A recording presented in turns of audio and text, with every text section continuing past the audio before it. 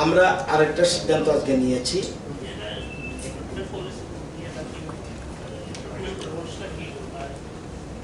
এটা পলিসির কথা বলে না, শুধু অ্যাপ্রুভাল আজকে দিয়েছি।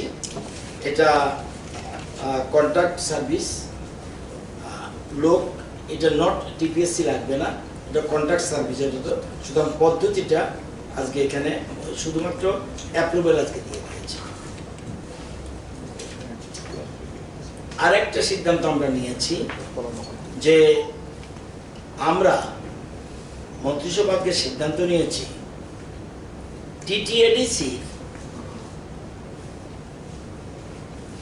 লোকগুলি যখন আগরতলা আসে তাদের থাকার ব্যবস্থা নেই, নিডি পার্সন, গরিব মানুষ, ট্রাইবেল মানুষ, নিরীহ মানুষ, তাদের থাকতে গেলে অনেক সময় হোটেল বা বিভিন্ন রকম সমস্যা পড়তে হয়।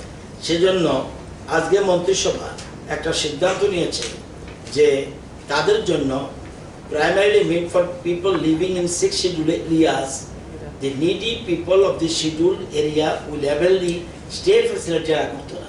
এই জন্য আমরা 10 কোটি টাকা ব্যয়ে একটা টিটিএডিসি ভবন একটা আগরতলা এক ওল্ড কাউন্সিল ভবন, যে ওল্ড কাউন্সিল ভবনটা আছে টাউন হলের পিছনে, সেটার ভিতরেই একটা জায়গা আছে প্রায় আধা কামির মতো, এই জায়গায় বিল্ডিং তৈরি হবে। এটা সম্পূর্ণ নীতি আয়োগের টাকা, এটা আমাদের রাজ্য সরকারের কোনো ইয়ে নেই, সবটাই নীতি আয়োগ।